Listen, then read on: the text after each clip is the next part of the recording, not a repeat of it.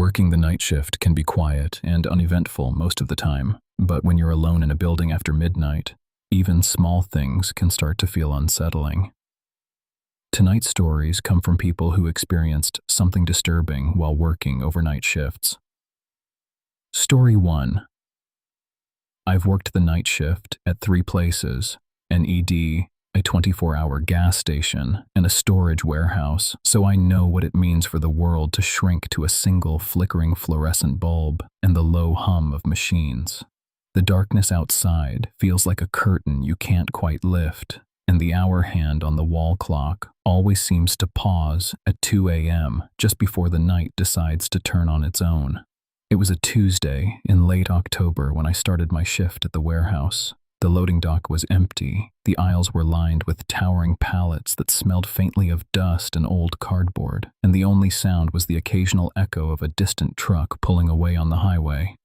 I was alone, as always, the night manager with a clipboard, a flashlight, and a coffee that had been gone cold hours ago. At 1:17 a.m., the security camera's monitor flickered. A brief flash of static. Then a grainy silhouette slipped between 2 rows of boxes. It moved too slowly to be a person, too deliberate to be a stray cat. I blinked, chalked it up to a glitch, and turned back to the inventory list. The feeling that someone was watching me didn't go away. The hairs on my arms rose, and the flashlight's beam seemed to wobble of its own accord. I headed toward the break room, reasoning that a cold coffee might steady my nerves. The door was ajar. It never was. Inside, the vending machine lights were on, but the snacks were all gone. The coffee pot on the counter was steaming, though I could hear no kettle. I stared at the empty mug on the saucer. A soft rustle came from the back wall, where a stack of crates was half collapsed. "Hello?" My voice sounded thin in the concrete hallway. No reply, only the low thrum of the building's old HVAC system. I moved closer, flashlight sweeping over the crates. A single, cheap plastic doll lay on the floor, its glassy eyes fixed on me. I remembered the night I'd been a teenager, working the gas station, and how a kid had slipped it into the cash drawer as a joke. I'd tossed it in the trash. How had it gotten here? Suddenly the lights flickered and the whole warehouse went dark, the emergency LEDs sputtering to life in a sickly amber glow. I heard the sound of a metal cart rolling across the cement, slow, deliberate, like a gate I could almost feel beneath my shoes. My heart hammered against my ribs. I could hear my own breathing, ragged and loud. I ran to the main office, slammed the door, and locked it. The intercom crackled, a tinny voice whispering, "You're not supposed to be here." I pressed my back against the cold metal, trying to make sense of a voice that wasn't mine. Then the intercom went dead, and the tiny click of a key turned in the lock on the other side sent a chill up my spine. I didn't sleep that night. I sat in the parking lot, watching the warehouse's windows glow faintly as a lone security guard paced the perimeter. When dawn finally bruised the sky, I walked back in, my badge still hanging from my neck. The manager greeted me with a smile, as if nothing had happened, and asked why I looked so pale. "Just a long night," I said, and the manager nodded, tapping a clipboard.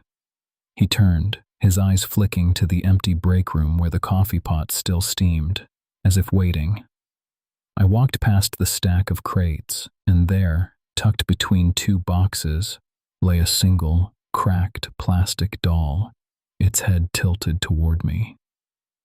I picked it up, feeling the cold plastic, and in that instant the warehouse seemed to exhale. I left my badge on the counter and walked out into the morning sun, the sound of the loading dock doors closing behind me. I never took the night shift again, but sometimes, when the wind whistles through the empty streets at 2 a.m., I hear the faint clack of a cart rolling across a concrete floor and think about the feeling of being watched by something that never really left. Story 2. I'm supposed to be the only one here. It's 2 a.m., and the fluorescent lights buzz over the rows of pallets like a nervous chorus. I'm the night shift security guard for the Aurora Distribution Center, a sprawling warehouse that smells forever of wet concrete and oil. My job is simple: walk the perimeter, check the cameras, log any irregularities, and make sure nothing, no person, no animal, no phantom, gets past the gate before sunrise. The first half hour is a ritual. I flash the badge, the gate clicks, and the lobby's steel doors slide shut behind me. My flashlight's beam sweeps across the loading dock, catching a stray cardboard box fluttering like a moth. I stare at the empty aisles, the shadows long and still, and hear the distant hum of a refrigeration unit, steady, relentless, comforting. Then the intercom crackles. "Anyone there?" a voice whispers, thin as static, barely more than a breath. It's not a test, not a prank from the night manager. It's a voice that seems to have been dragged through the ductwork, filtered by the concrete walls. I glance up at the control panel, the screen split between the feed from the front entrance and the back office. Nothing moves. No one is there. I press the talk button. "Who's that?" My voice echoes back, a hollow rebuke. Silence. Then a soft thud from the far end of the building, the sound of a footfall that should be impossible in a place where the only people are the ones who clock in at dawn. I follow the sound, each step measured, the rubber soles of my boots squeaking against the polished floor. The warehouse is a maze of steel and shadows. The aisles stretch like corridors in a dream. My flashlight catches a flicker. Something glints on a pallet of boxed merchandise, a metallic sheen that shouldn't be there. I crouch. A small, silver key lies on the concrete, its teeth rusted, its shape too familiar. My own master key, the one I keep in my pocket for emergencies. I stare at it, heart hammering against my ribs, and the intercom sputters again, this time a sentence clear as ice. "You're not alone." I spin around. The cameras on the wall flicker, showing a figure in a high-visibility vest, but the image is warped, as if the lens is breathing. I can't make out a face. The figure is standing behind a row of shipping containers, perfectly still, as if waiting for me to notice. I reach for my radio, but the crackle that erupts isn't my voice. It's a chorus of whispers, overlapping, each one a name.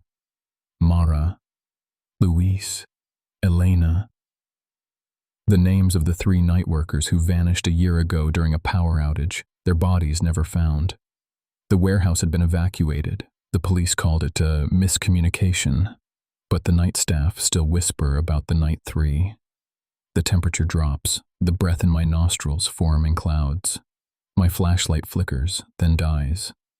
The darkness presses in, thick and oppressive. I hear my own breathing, ragged, then the soft shuffling of someone else's steps, slow, deliberate, coming from every direction at once. I'm not sure how long the minutes stretch. Time feels like a loop, the same stale air inhaled and exhaled. Then a distant siren wails, the faint sound of a city waking. The lights flicker back on, the cameras resume their steady glow, and the intercom clicks silent. I stumble back to the lobby, my palms slick, the silver key clutched in my fist. The gate opens automatically, the night manager's car pulling up in the dawn's early light. He looks at me, his eyes tired, and says, "You did good, Mike. Another night's over." I don't answer. I just stare at the key, the metal cold against my skin, and feel a presence lingering in the periphery of my vision. Something watching, waiting for the next shift to begin.